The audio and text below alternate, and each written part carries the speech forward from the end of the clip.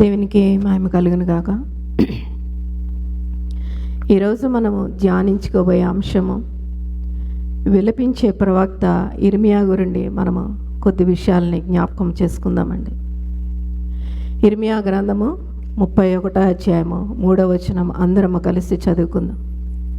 చాలా కాలము క్రిందట యెహోవా నాకు ప్రత్యక్షమై ఇట్లనెను, శాశ్వతమైన ప్రేమతో నేను ప్రేమించుచున్నాను గనుక విడివక నీ ఎడల కృప చూపుచున్నానని దేవుని యొక్క ఒక మంచి వాగ్దానం అండి. ఈరోజు మరొకసారి మళ్ళీ చదువుతాను.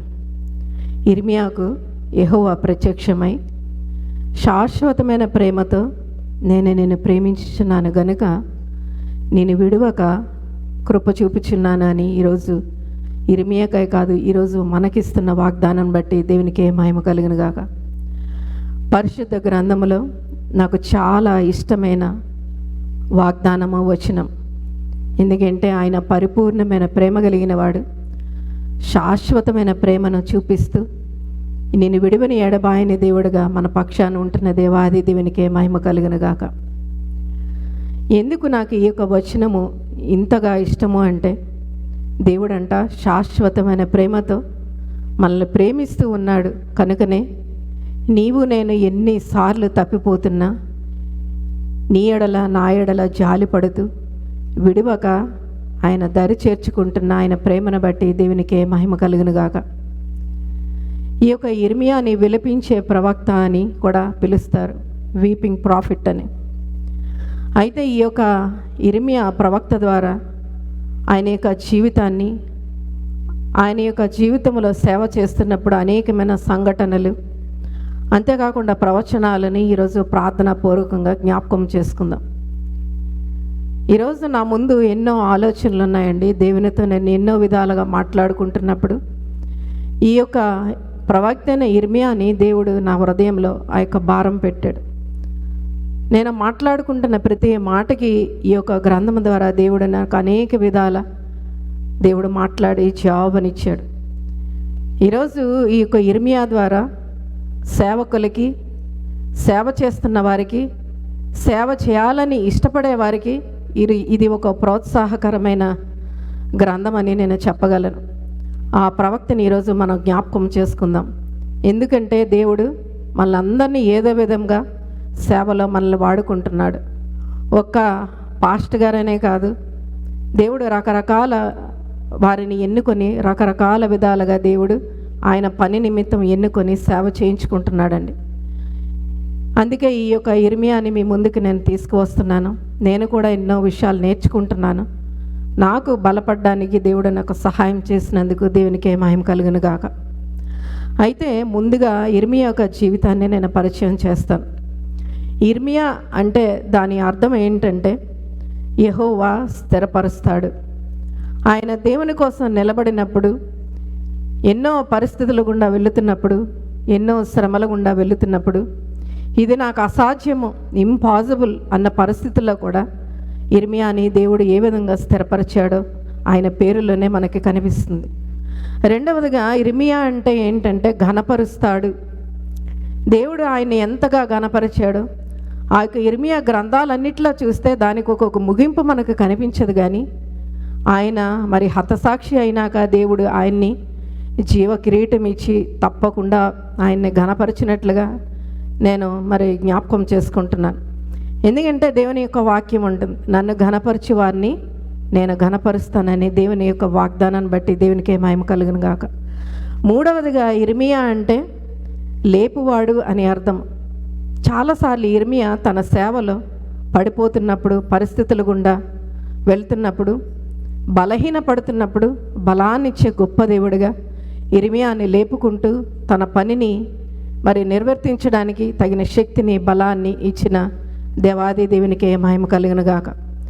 ఇర్మియా అనాతోతు అనే ఊరిలో ఇర్మియా యాజీగా ఉండేవాడు. తనకి 20 సంవత్సరాలు వచ్చేసరికి ఆత్మ సంబంధమైన సేవను ప్రారంభించడం మొదలుపెట్టాడండి.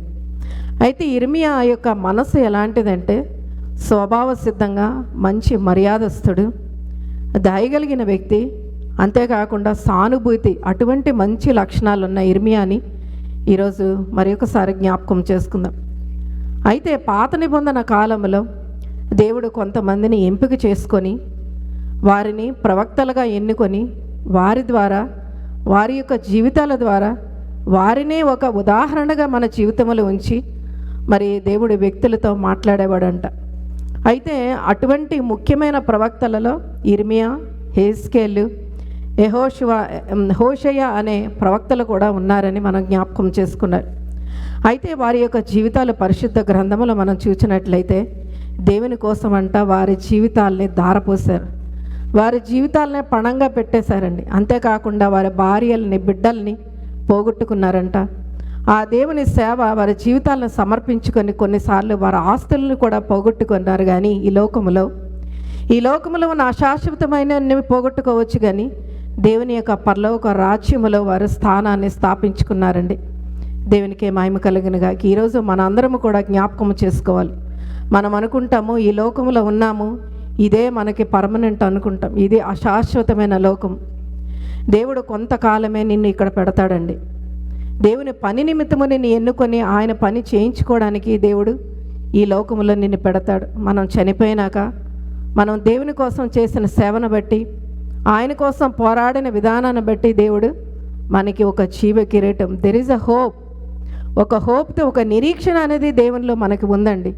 ఈరోజు నిరీక్షణ ఆధారం లేనటువంటి వారు ఎందరో ఉన్నారు. కానీ క్రీస్తు కలిగిన మనము, మన జీవితంలో ఒక నిరీక్షణ ఉంది.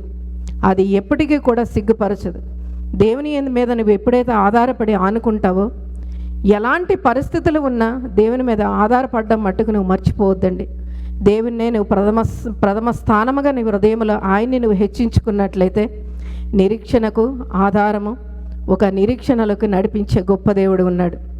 అయితే మరి ఈ యొక్క ప్రవక్త అయిన ఇర్మియా పరిశుద్ధ గ్రంథంలో ఒక ప్రత్యేకమైన ప్రవక్తగా మనం చూడవచ్చు. పెద్ద పెద్ద ప్రవక్తలలో ఆ యొక్క జాబితాలో చూస్తే ఇర్మియాది 2వ పేరని మనం చెప్పగలం. చూడండి, ఇంత పెద్ద ప్రవక్త అయ్యింది, ఇంతగా దేవుడు ఎన్నుకున్న ప్రవక్త జీవితంలోనంట ఎక్కడ చూసినా కూడా ఆయనకు ఒక మర్యాద దక్కలేదంట. అంతేకాకుండా ప్రజల యొక్క అభిమానము కూడా ఆయనకి తన జీవిత కాలం అంతా దొరకలేదట.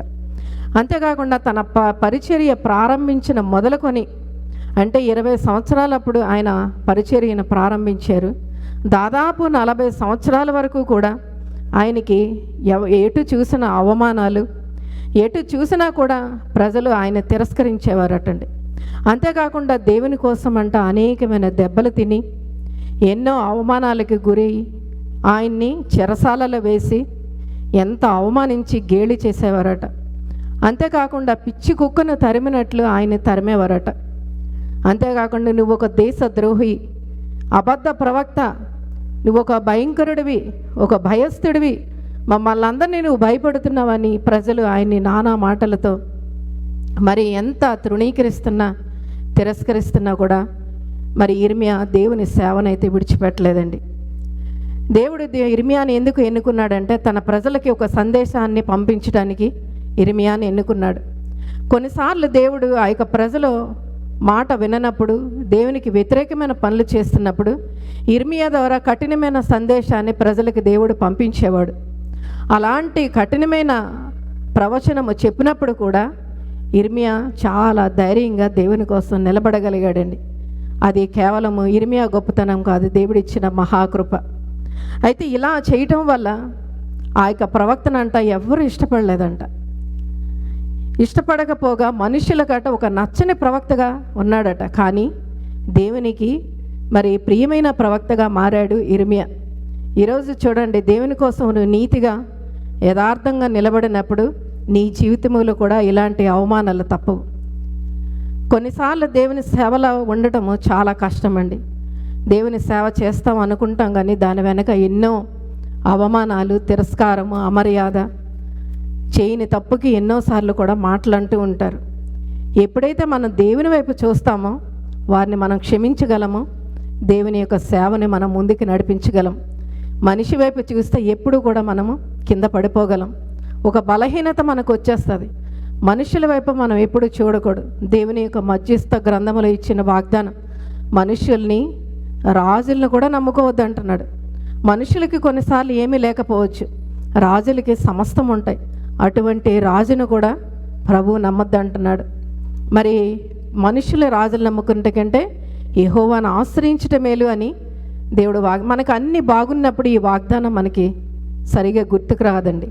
పరిస్థితులు అనుకూలించలేనప్పుడు ఈ వాగ్దానం చాలా చక్కగా మనకు అర్థమవుద్ది.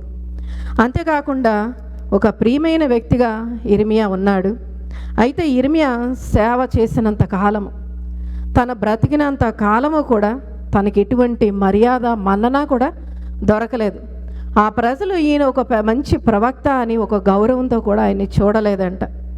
ఆయనకి ఎటువంటి గౌరవము కూడా, ఎటువంటి మర్యాద, ఎవరి ప్రేమ అభిమానము కూడా ఆయనకి దొరకలేదట. ఎప్పుడు చూసినా దేవుని మాటను ప్రకటిస్తున్నంత కాలము అవమానము, ఎంతో బాధ పెట్టేవారట. ఎన్నోసార్లు ఆకలితో ఉండిన రోజులు ఉన్నాయంట. అంతేకాకుండా అరణ్యములో, కొండలలో, లోయలలో ఆయనకి నివాసం దొరికింది ఇర్మియాకి. ఇక్కడ ఒక్కసారి పాజ్ పెట్టి మనం ఆలోచిస్తే, దేవుడు ప్రవక్త, ఆయన ఒక పెద్ద ప్రవక్త, తన జీవితము చూస్తే ఎన్ని అవమానాలు, దేవుని కోసం దెబ్బలు తిన్నాడు, చెరసాలలో ఉన్నాడు. మరి పిచ్చి కుక్కను తరిమినట్లు ఆయన తరిమారు. తిరస్కారము, ఎంతో అవమానించిన ఇర్మియా జీవితము, ఆయన నివాసం ఎక్కడ దొరికిందంటే కొండలలో, లోయలలో దొరికిందంట. ఈ యొక్క వాక్యాన్ని ధ్యానిస్తున్నప్పుడు నా హృదయంలో ఎంతో భారము, కన్నీరు. దేవుని కోసం ఎంత శ్రమలు అనుభవించేవారు దేవుని పనిని, వారి పరుగుని ముగించినట్లుగా మనం చూస్తున్నాం. అయితే తన పరిచర్య ప్రారంభించిన మొదటి రోజు నుండి చనిపోయేంత వరకు సుమారు 40 సంవత్సరాలంట తన కన్నుల నుండి కన్నీరు కారుస్తూనే ఉన్నాడంట ఇర్మియా.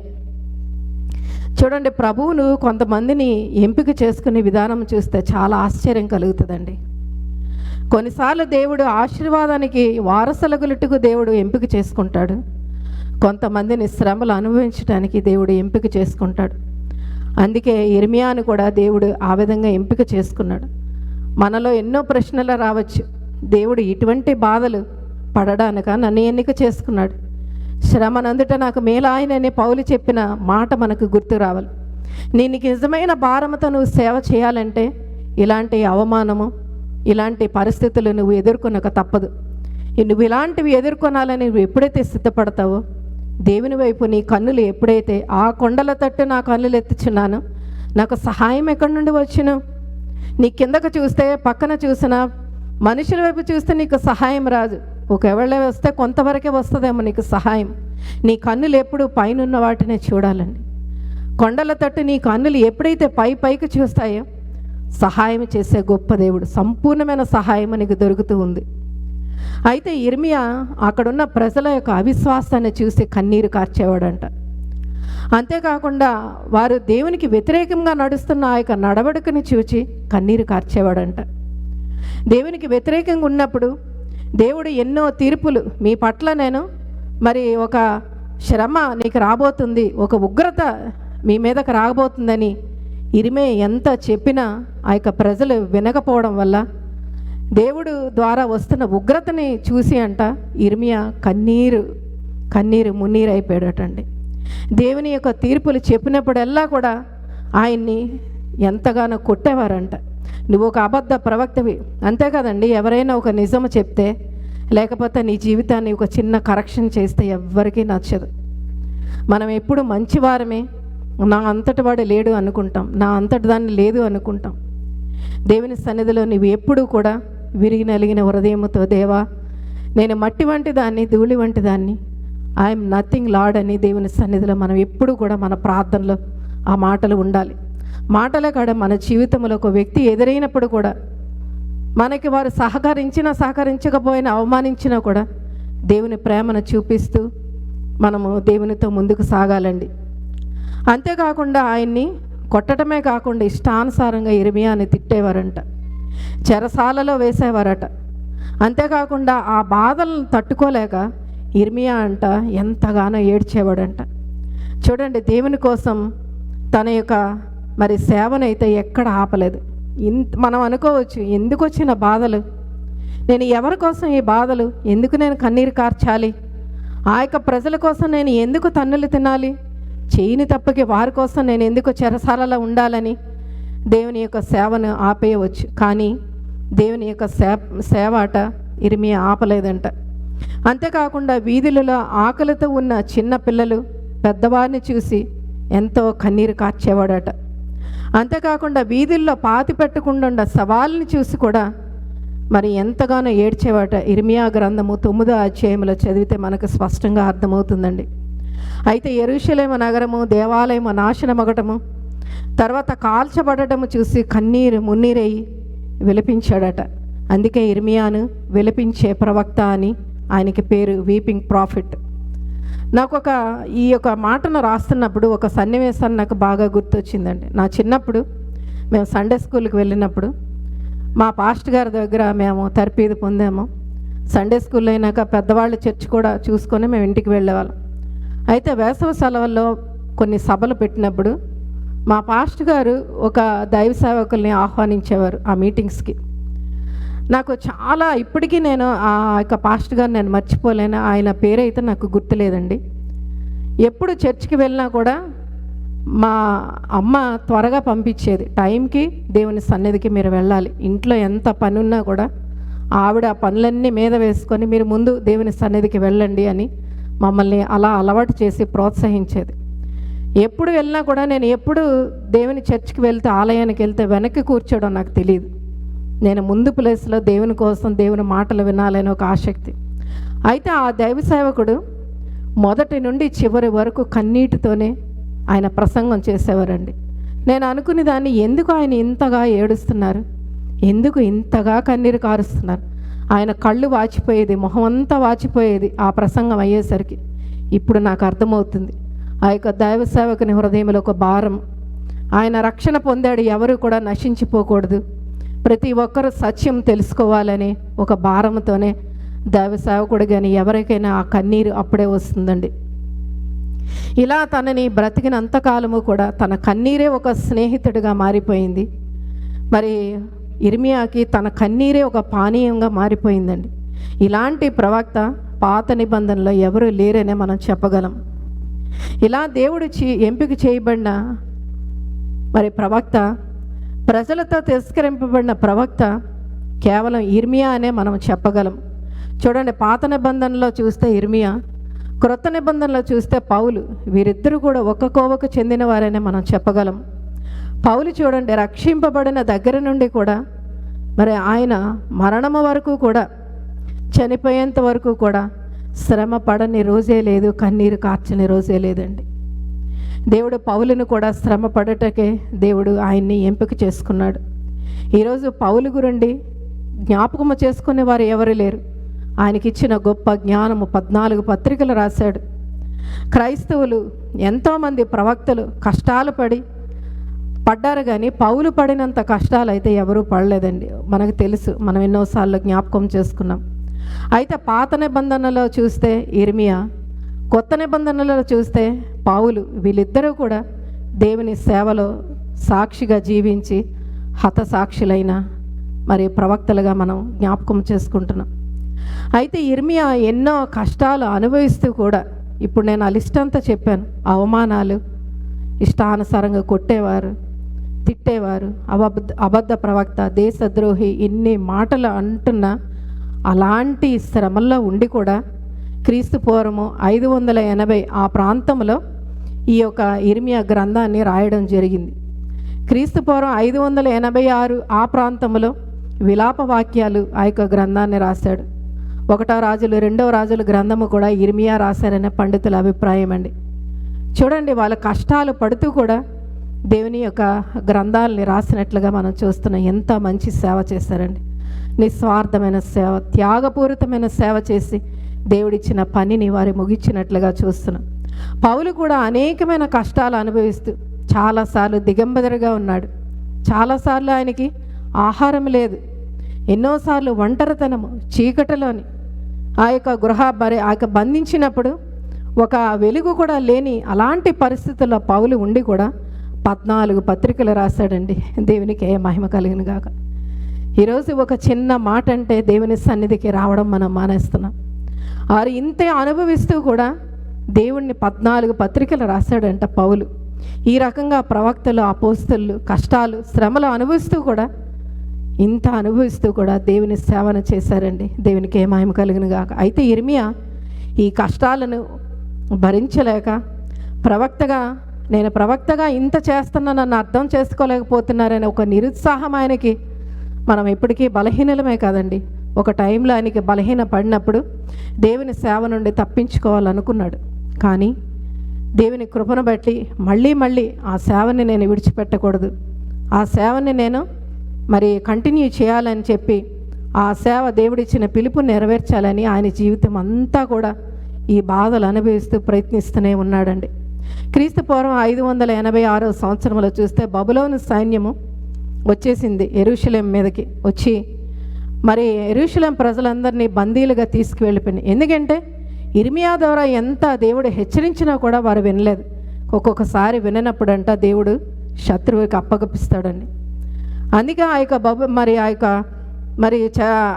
జెరూషలేములో ఉన్న ప్రజల్ని, దేవుని యొక్క ప్రజలు, దేవుడి ప్రజలే. నీకు ఒక క్వశ్చన్ రావచ్చు, దేవుని బిడ్డల్ని దేవుడు ఇంతగా శిక్షించడం ఏంటి అని.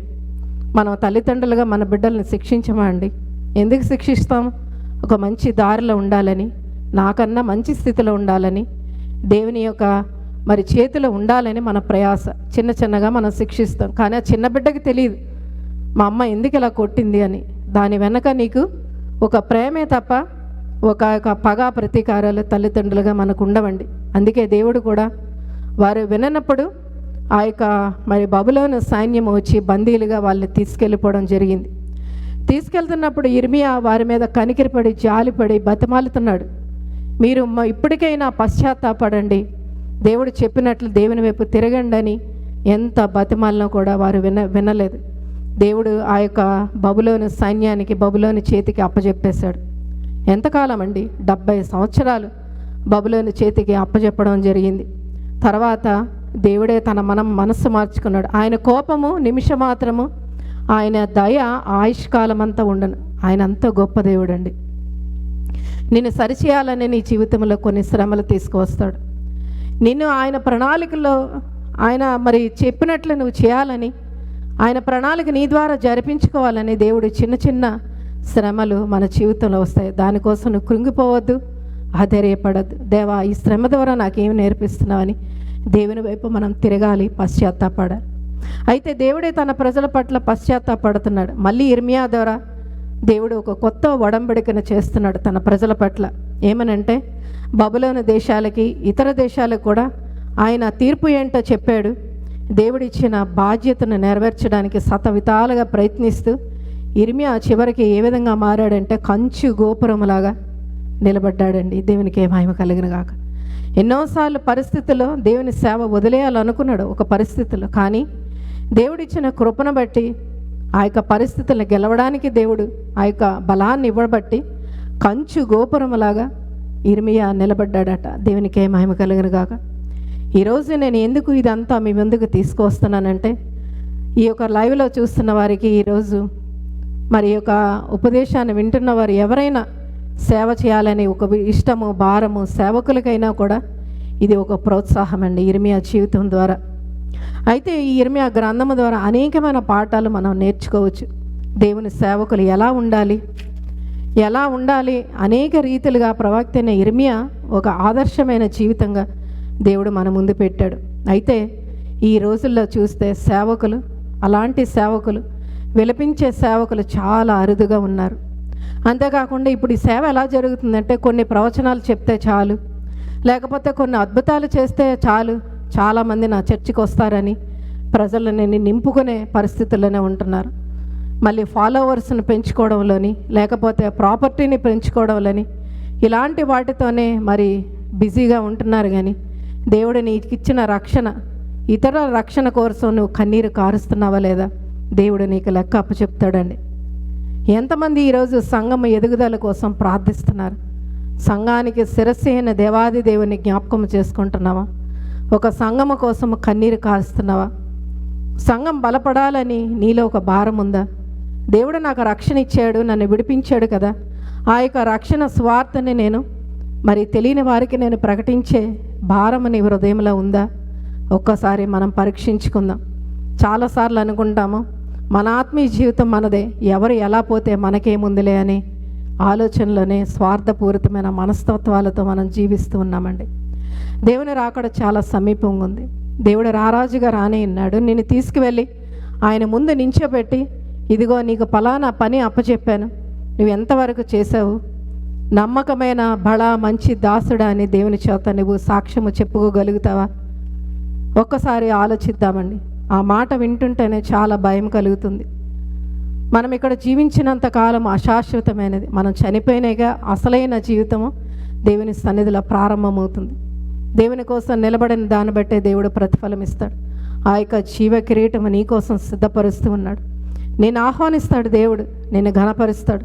ఆ వేవేల దూతలతో నిన్ను కూడా కూర్చోబెట్టి దేవుణ్ణి పరిశుద్ధుడు పరిశుద్ధుడు పరిశుద్ధుడని ఎల్లవేళ దూతలతో పొగడబడే గొప్ప ధన్యతను దేవుడు మనకిస్తాడని ఈరోజు ఒక్కసారి ఆలోచించుకుందాం. కన్నీరు కార్చే బిడ్డగానే ఉంటున్నావా?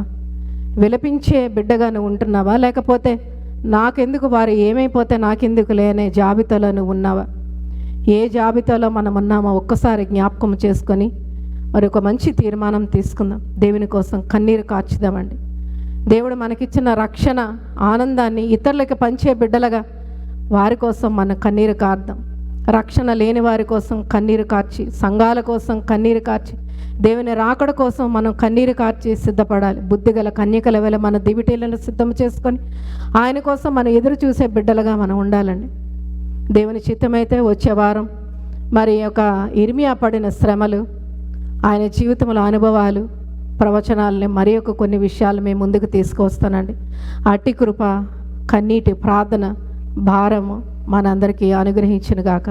ఆమేన్, ఆమేన్.